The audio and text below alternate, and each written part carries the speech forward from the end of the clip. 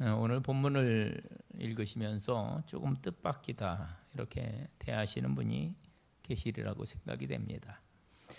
지난 시간에 우리는 솔로몬이 그의 성전 봉헌식에서 이제 하나님께 올려드렸던 네 가지 기도를 살피면서 이제 은혜를 나누었습니다. 불과 몇 장 지나지 않았어요. 중간에 좀 뛰어가는데 하나님, 우리가 그 기도 내용이 그래요. 하나님, 우리가 이렇게 수고해서 올려드리는 이 봉헌하는 이 성전에서, 그리고 훗날 또 심지어 먼 곳에 끌려가 있게 되는 그러한 경우라도 우리가 이 성전을 향해서 기도드릴 때 하나님 우리에게 이렇게 행해 주십시오 라는 그러한 솔로몬의 간구가 있었습니다. 그 간구의 첫 번째가 뭐예요? 죄사함, 죄 용서에 대한 기도였습니다. 두 번째가 기도 응답을 구하는 그런 기도였고요. 세 번째가 위기와 어려움에서 구해달라라는 그런 기도였고, 네 번째, 심지어 우리가 실패하고 하나님께 징벌을 받아서 먼 나라로 끌려가 있는 그런 절망 중인 상황 중에서라도 이 성전을 바라보고 기도하면 우리의 기도를 들어달라는 그런 기도였습니다. 그리고 하나님께서는 그날 솔로몬의 그 성전 봉헌 기도에 당신의 영광, 뭐예요? 영광의 구름? 쉐키나를 당신의 구름으로 그 성전에 가득 임재해 주셔서 결국 솔로몬의 그 기도와 성전 봉헌을 받아 주셨음을 증명해 보여 주셨습니다. 그게 이제 지난 시간 말씀이잖아요.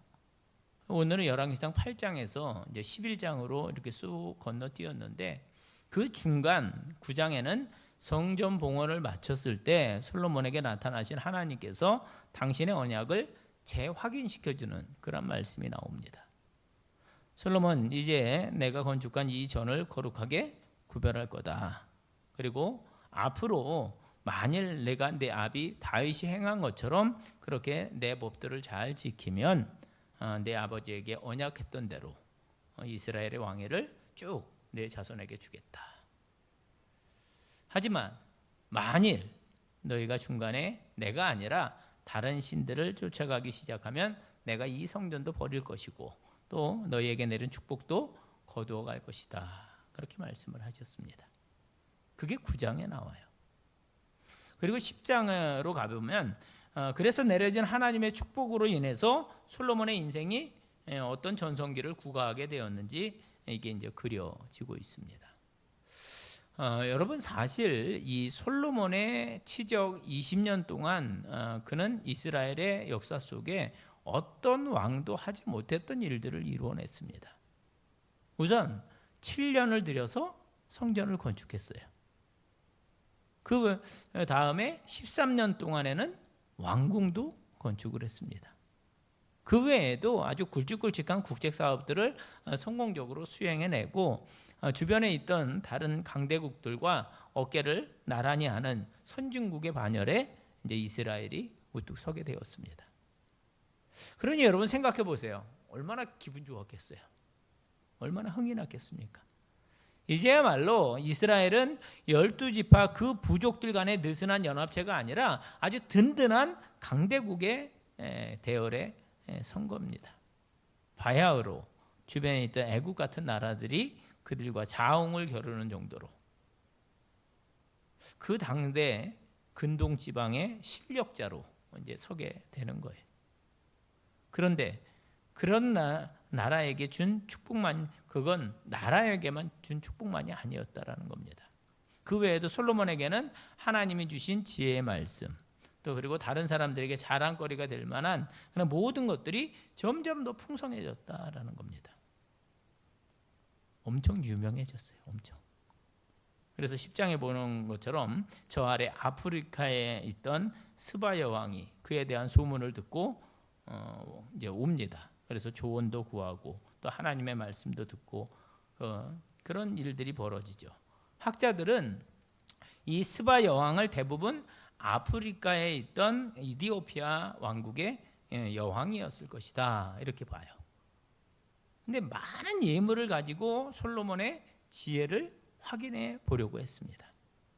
특별히 10장 10절에 보면 그녀가 120달란트의 금과 향품과 보석을 가지고 왔다 이렇게 되어 있는데, 이건 요즘으로 말하면 금이 이 120달란트라고 하는 게 지금으로 말하면 금이 한 4톤 정도 되는 거예요. 4톤.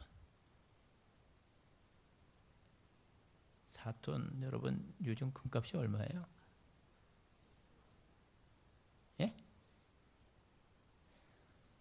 제가 이거 설교 준비하면서 찾아봤어요. 금값이 얼마인가.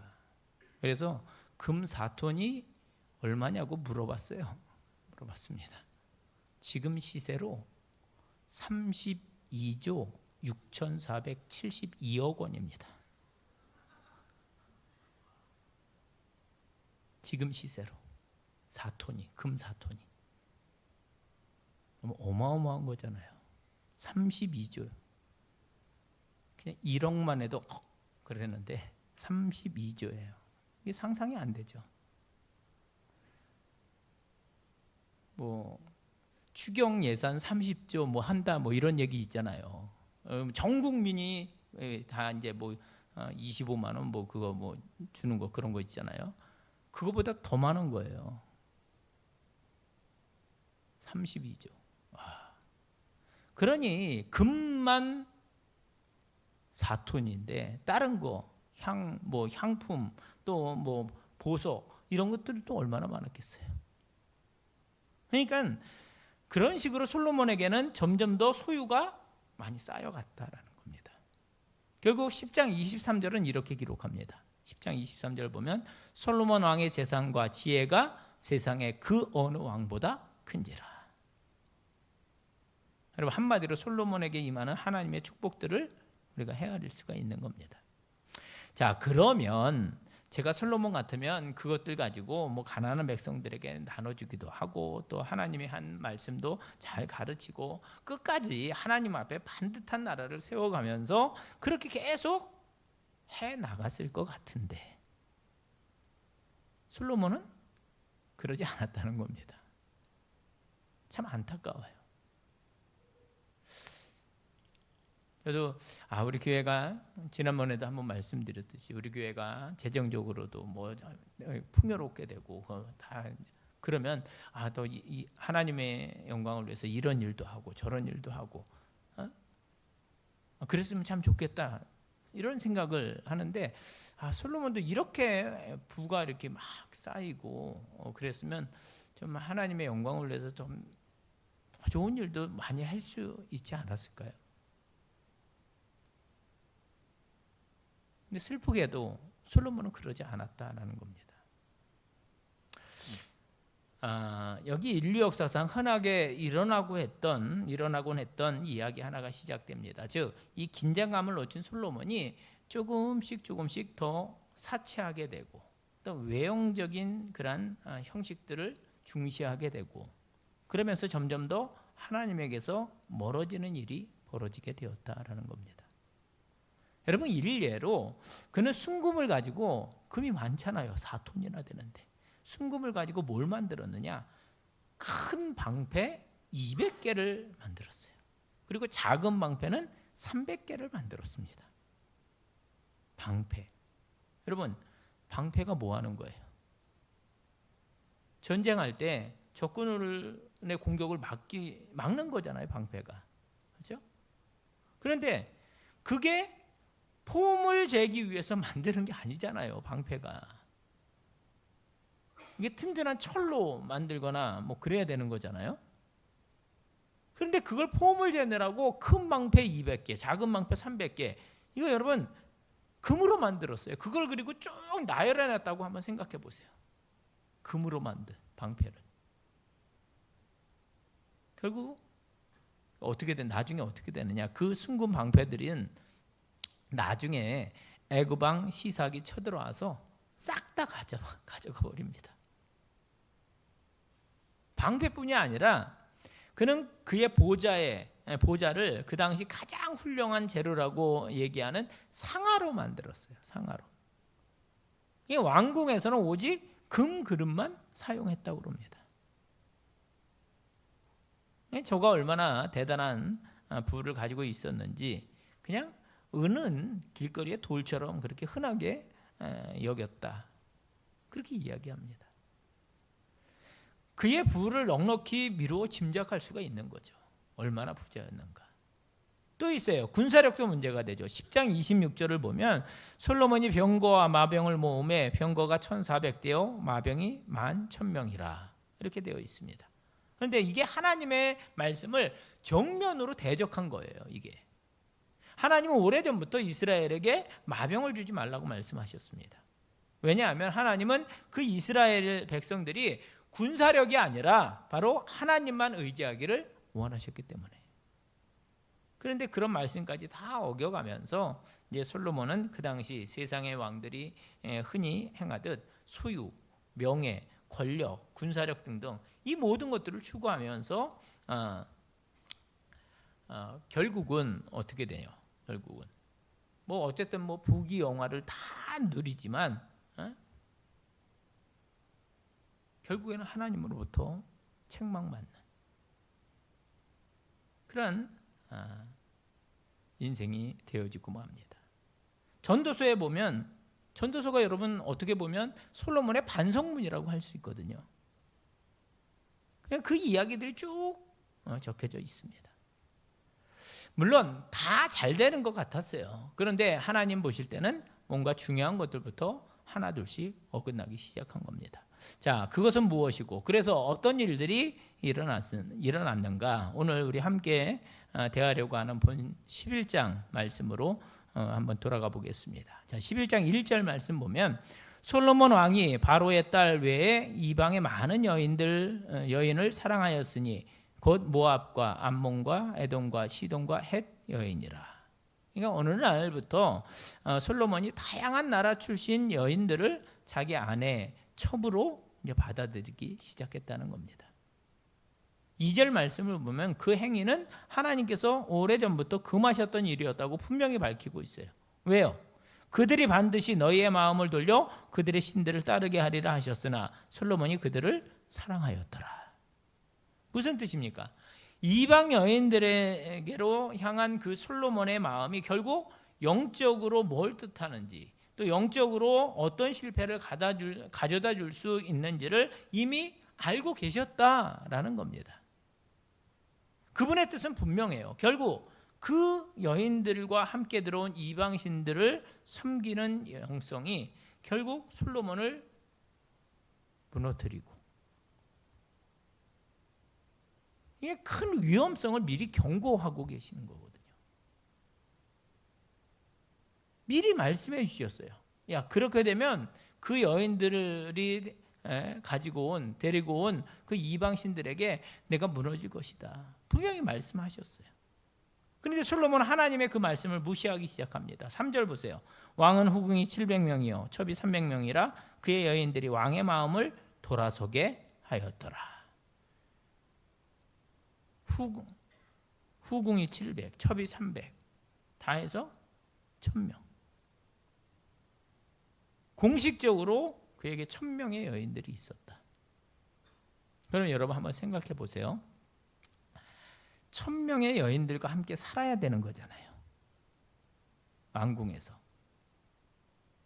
그런데 그 1000명, 딴 거 말고 그들을 먹여 살리는 일은 어떠할 것이고 그러면 거기에서 나오는 요리사들이 얼마나 많은 사람들이 있어야 할 것이고 또 수중 드는 사람들도 있어야 될 것이고 왕궁에 뭐 첩이나 후궁이 1000명 있었다 그러면 거기에 한 사람에게만 딸리는 사람이 2-3명은 되지 않았겠어요? 최소한? 또 자녀를 낳았어요. 그럼 자녀를 또 돌보는 여인도 있어야 될 것이고 그러면 한 서너 명, 최소한 서너 명 그럼 3-4천 명이에요. 거기에 사는 일하는 사람만 식사 준비도 해야 되고 뭐 허드렛 일도 해야 되고 얼마나 많았겠어요. 옷도 만들어야 돼. 신발도 만들어야 되죠. 뭐 지금같이 쿡쿡 찍어내는 것도 아니고 뭐 머리 치장하고 화장하고 그러려면 해도 얼마나 손이 많이 가요. 근데 결국 이 모든 관련된 일들을 고스란히 누가 책임을 져야 돼요? 결국은 그 뭘로 해야겠어요? 세금으로 하는 거잖아요. 세금. 백성들이 책임을 져야 되는 거예요. 백성들이. 하지만 더 결정적인 문제가 옵니다. 그래서 맨 처음 하나님이 이 모든 일 뒤에 있는 영적인 위기, 경고하셨던 그 일이 4절 5절을 보면 그대로 벌어져요. 그 여인들과 함께 행하던 솔로몬이 점점 나이를 먹으면서 그 여인들이 데리고 온 다른 신들을 함께 쫓게 되었다는 겁니다. 여러분, 지금 이 얘기는 저 앞에 솔로몬이 하나님의 축복을 받기 시작했을 때 처음부터 하나님이 경고하신 말씀이에요. 경고하셨던. 근데 그 일이 그대로 일어나는 것을 보게 됩니다. 참 어리석은 이들이죠.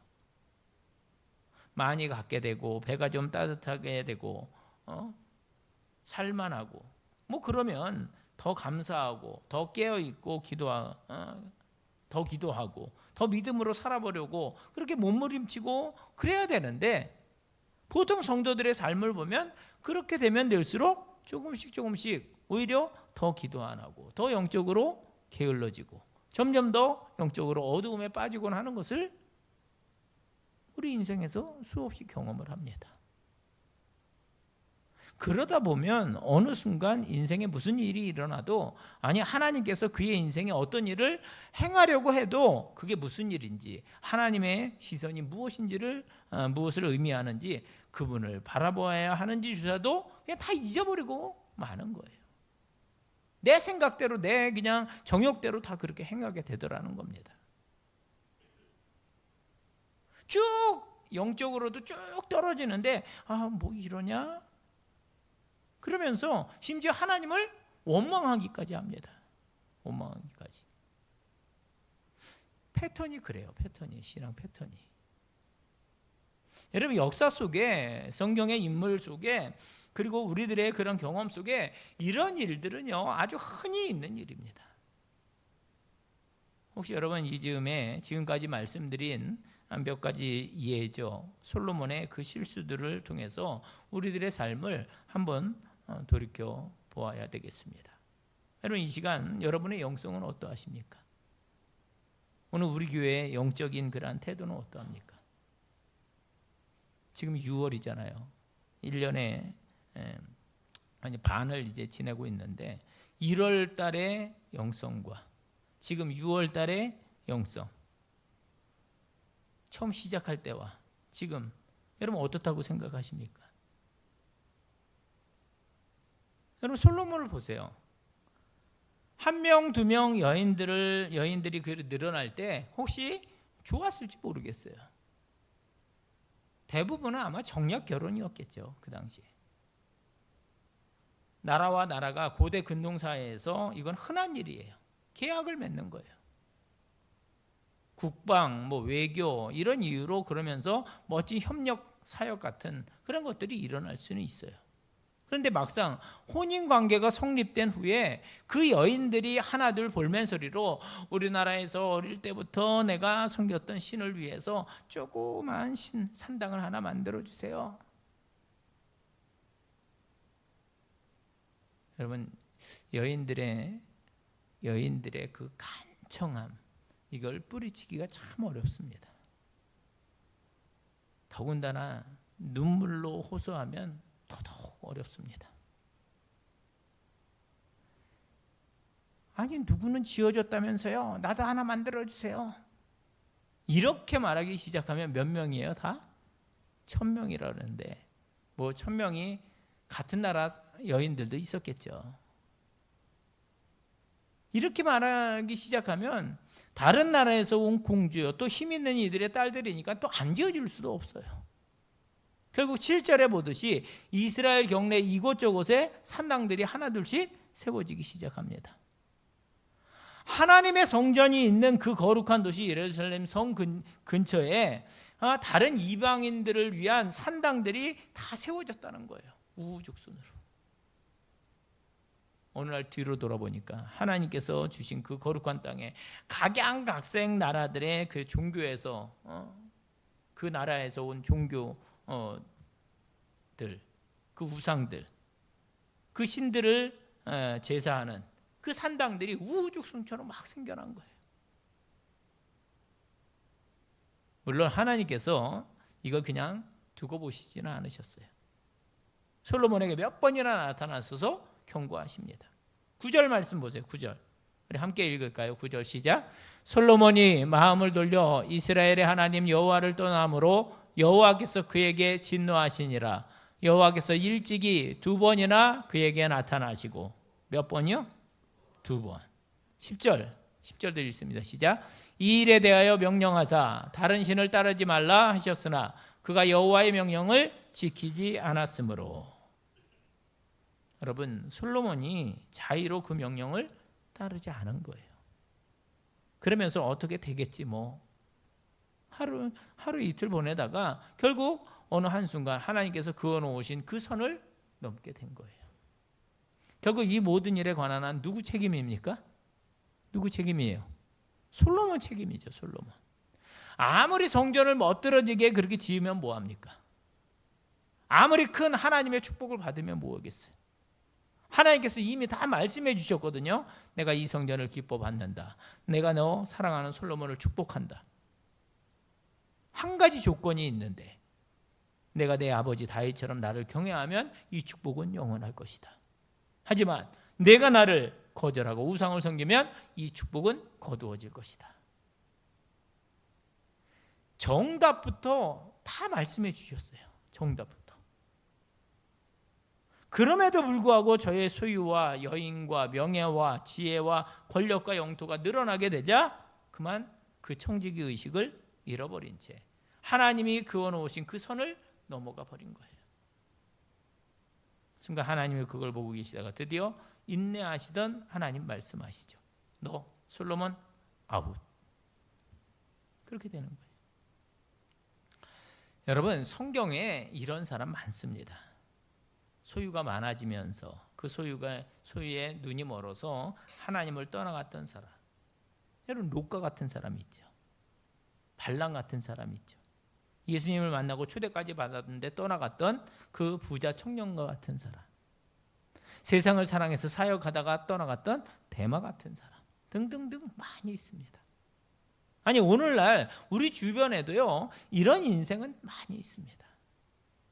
가난하고 정말 낮아져 있을 때에는 그래도 하나님을 경외하며 매달리며 살겠다고 그렇게 애를 썼는데, 하나님의 은혜를 받고 그 은혜를 잘 관리하지 못한 채 다시금 그냥 낭떠러지로 자기 자신을 내던지는 그런 사람들이 숱하게 많아요. 우리는 어떻습니까? 우리는 혹시 오늘 우리 가운데 그런 위험성이 있는 그런 자리에 서 계신 분은 아니 계시리라 믿습니다. 결국 11절로 13절에 보면 하나님의 인내가 극에 달해서 말씀하십니다. 한번 보겠습니다. 여호와께서 솔로몬에게 말씀하시되 내게 이러한 일이 있었고 또 내가 내 언약과 내가 내게 명령한 법도를 지키지 아니하였으니 내가 반드시 이 나라를 내게서 빼앗아 내 신하에게 주리라. 그러나 내 아버지 다윗을 위하여 내 세대에는 이 일을 행하지 아니하고 내 아들의 손에서 빼앗으려니와 오직 내가 이 나라를 다 빼앗지 아니하고 내 종 다윗과 내가 택한 예루살렘을 위하여 한 지파를 내 아들에게 주리라 하셨더라. 여러분, 이 말씀대로 되었어요, 안 되었어요? 결국 이 말씀 그대로 되었습니다. 솔로몬은 쫄딱 망해요. 그나마 자기 자신이 그 수치를 직접 당대에 당하지 않았던 이유조차 자기가 뭘 잘했기 때문이 아니라 누구 때문에? 아버지 다윗을 보시고 봐주셨다는 겁니다. 만약 하나님의 원칙대로 행했다면, 솔로몬이 행했던 대로 그대로 갚아주셨다면 그는 정말로 쫄딱 망했을 거예요. 그 다음 이야기를 우리가 알아요. 솔로몬 자신은 그 왕위를 빼앗기지 않았지만 그 다음 세대부터 하나님의 강한 심판이 임해서 내 신하에게 주리라. 10개의 지파가 그의 신하였던 여로보암에게 가고 2개의 지파만 겨우 남아서 그의 아들 르호보암에게로 이렇게 내려가서 다윗 왕조의 그 명맥을 유지하게 됩니다. 그러니 솔로몬의 인생은 정말 롤러코스터를 타는 것과 같은 거죠. 쑥 올라갔다가 한순간에 나락으로 떨어져 버립니다. 결국 솔로몬은 그 아버지 다윗의 이름 덕분에 겨우 왕위를 유지하고는 씁쓸한 가운데 역사의 뒤안길로 사라지게 됩니다. 그래서 우리는 솔로몬 이야기할 때 앞에 이야기를 많이 해요. 앞에 이야기. 하나님께서 솔로몬에게 주신 축복들. 근데 뒤에 이야기는 좀 안 하려는 그런 경향이 많이 있습니다. 오늘 설교 제목이 뭐예요? 솔로몬의 실수. 여러분 어떠십니까? 그 솔로몬의 실수가 오늘 우리에게 주시는 메시지는 무엇인가? 나에게 주시는 메시지는 무엇인가? 여러분은 오늘 그 솔로몬의 이야기를 통해서, 특별히 그 인생의 후반부 이야기를 통해서 여러분 뭘 배울 수 있습니까? 여러분, 그날 솔로몬이 어쩌다가 그런 실수를 범하게 되었던 것일까? 도대체 그의 인생에 무슨 일이 벌어진 것일까? 그 이유를 생각해 보았어요. 그랬더니 첫 번째, 분명히 드러나죠. 솔로몬의 자만심이 문제였다. 자만심. 한번 따라해 보겠어요. 자만심. 여러분, 오늘 이 말씀을 잘 들어주셔야 합니다. 나는 어떠하냐라는 거예요. 나는 어떠하냐. 어떤 사람이 몸이 좀 약해요. 어릴 적부터 병치레를 많이 했어요. 그러면 그는 건강에 관한 절대로 자만심을 갖지 않고 오히려 늘 조심하면서 인생을 살아갑니다. 나에게 왜 어떤 육체적으로 약한 부분이 있으면 그 약한 부분 때문에 또 내가 더 심각해지지 않기 위해서 잘 관리하면서 그렇게 갑니다. 그런데 여러분, 갑자기 쓰러지는 분들 있잖아요. 갑자기 너무너무 건강했는데 갑자기 쓰러지는 분들 계셔요. 근데 그분들 가운데 많은 분들이 한 번도 자기 건강에 대해서 염려해 보지 않았던 그런 분들이 있어요. 자신감이 있었던 거죠. 종종 이 정도쯤이야 하면서 무리도 하고 또 심하게 일도 합니다. 그러다가 확 쓰러져요. 그래서 하나님 말씀을 항상 우리들에게 깨어서 경성하라 이렇게 권면합니다. 손줄로 생각하는 자는 넘어질까 조심하라. 우리 사람들도 마찬가지입니다. 다윗이 언제 간음죄를 짓습니까? 어려운 모든 고비들을 다 넘고 잠깐 방심했을 때, 내가 그 정도의 일로 그에게는 그런 자만심이 있었다는 거죠. 솔로몬도 그랬어요. 하나님의 지혜를 가진 사람, 하나님의 축복을 받은 사람, 온 세상에 있는 사람들이 자기의 그 지혜를 바라보면서 자기에게 조언을 구하러 오는 그런 사람이 지금 애굽 왕 바로의 딸을 아내로 맞이하는 것은 충분히 자기가 컨트롤할 수 있다. 그렇게 생각했을 거예요. 그런데 영적으로 보면 바로 그 순간 그 안에 있던 불순종의 물꼬가 조금 터지기 시작한 거죠. 자기가 자기를 컨트롤할 수 있다고요? 한 번 정도야. 내가 이 정도 일은 감당할 수 있지. 그럼 종말이에요? 아닙니다. 그 자만심이 얼마든지 우리를 무너뜨릴 수 있다는 겁니다. 왜냐하면 우리는 연약하거든요. 불행하게도 솔로몬은 그러면서 1명, 2명, 3명 이방 여인들을 들이기 시작한 거예요. 산당 지어주는 것도 한 개쯤은 요 정도까지는 아마 그러면서 지어주지 않았을까요? 그런데 결국 그 자만심이 그의 영성을 무너지게끔 했습니다. 성경은 절대로 우리들에게 자고 하지 말고 깨어 있으라고 경고합니다. 두 번째는 게으름입니다. 게으름. 이것도 따라합니다. 게으름. 자, 무뎌지는 거죠. 무뎌지는 거. 맨 처음에 그 일이 시작될 때는 자만심이 문제였어요. 그런데 이게 시간이 지나며 이게 반복되면 게으름이 문제가 됩니다. 그런 상상을 해봐요. 자, 처음에 1명, 2명 외국의 공주를 아내로 데려오는 것, 처음에는 마음이 좀 쓰였을 거예요. 제사장들의 눈치도 좀 봤을 겁니다. 하나님이 이거 하지 말라고 했는데 그래도 국익을 위해서 좀 어떻게 좀 하나님 좀 봐주시겠지. 근데 이게 계속 반복되면서 결국 700명의 후비, 300명의 첩을 이렇게 데려오게 되었을 때쯤 그의 마음에는 이제 그 정도는 뭐 누가 왔는지 아마 얼굴도 보지 않고 데려왔을지도 모르겠어요. 그러지 않았겠어요? 1000명인데. 그러니까 무뎌졌다는 거죠. 무뎌졌다는 거. 자, 한번 시간적으로 한번 계산을 해볼까요? 시간적으로. 그의 나이를 볼 때, 솔로몬의 나이를 볼 때 어떤 날은 하루에 뭐 2번, 3번 결혼식을 올리지 않았을까요?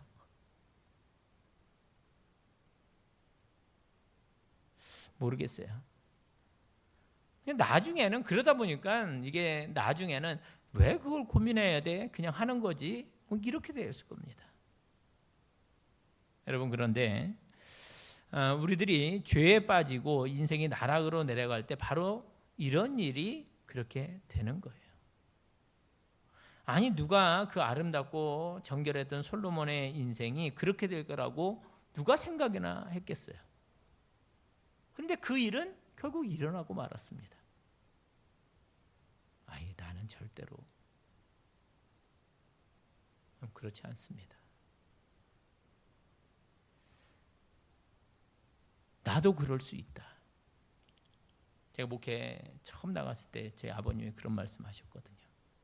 그런 뭐 여러 가지 문제가 있을 수 있잖아요. 목회를 하다 보면 유혹들도 있을 수 있고. 그래서 그런 말씀하셔요. 나도 그럴 수 있다라고 생각해야 된다. 나는 절대로 이러면 안 된다는 거예요. 교만하면 안 된다는 거예요. 여러분 어떻게 생각하십니까?